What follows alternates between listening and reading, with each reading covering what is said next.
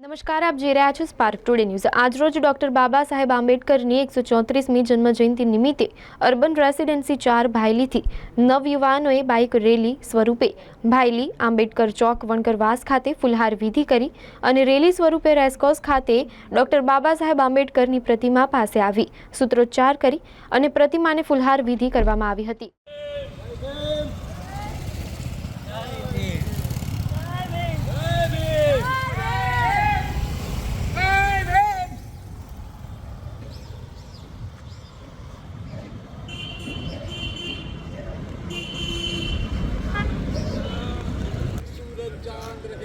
बाबा तेरा नाम रहेगा। जय भीम, जय भीम, जय भीम, जय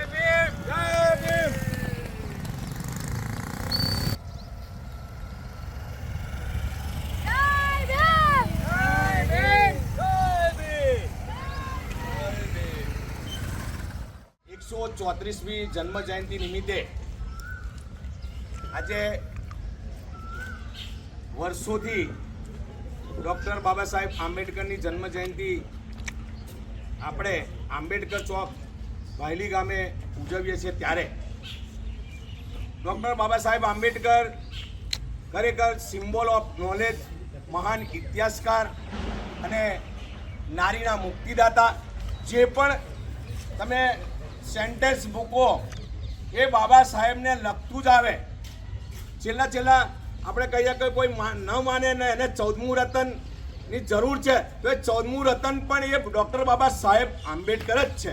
તો ખરેખર 192 દેશની અંદર આજે ડૉક્ટર બાબા સાહેબ આંબેડકરની જન્મજયંતિ ઉજવાતી હોય ત્યારે લોકોનો એક જુવાળ, એક જોશ, એક ઉત્સાહ એ લઈને આજે દેશભરમાં અને 192 દેશોમાં બાબા સાહેબની ધનાધનીપૂર્વક અને જોરદાર રીતે આજે એમની 134મી જન્મજયંતિ ઉજવાઈ રહી છે।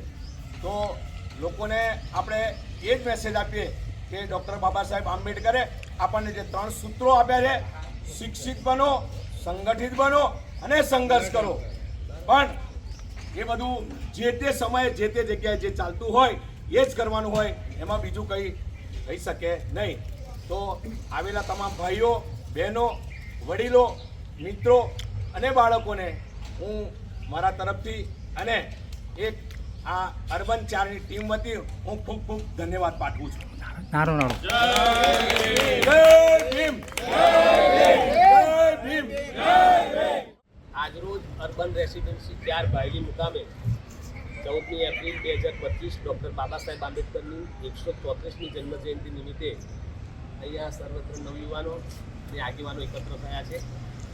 આજના કાર્યક્રમમાં અહીંયાથી અમે રેલી સ્વરૂપે ડૉક્ટર આંબેડકર ચોક ભાયલી મુકામે બાબા સાહેબ આંબેડકરની જે પ્રતિમા આવેલી છે એ પ્રતિમા પહોંચી અને અમે ત્યાં ફુલારીતિ કરીશું અને ત્યારબાદ અમે રેસકોર્સ સર્કલ બાબા સાહેબ આંબેડકરની પ્રતિમાને પણ ફુલારીતિ કરવા જવાના છે।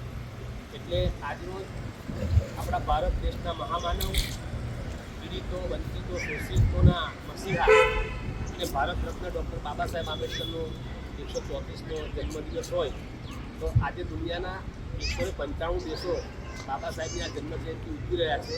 એટલે આપણા માટે ગૌરવની વાત છે। આજે સમગ્ર વિશ્વની અંદર બાબા સાહેબની જન્મજયંતિ ધામધૂમથી ઉજવાઈ રહી છે અને અમે પણ એમાં સહભાગી થયા છે અને અહીંયા જે સહભાગી થયા છે બધાનો આભાર વ્યક્ત કરું છું। જય ભીમ, જય ભારત।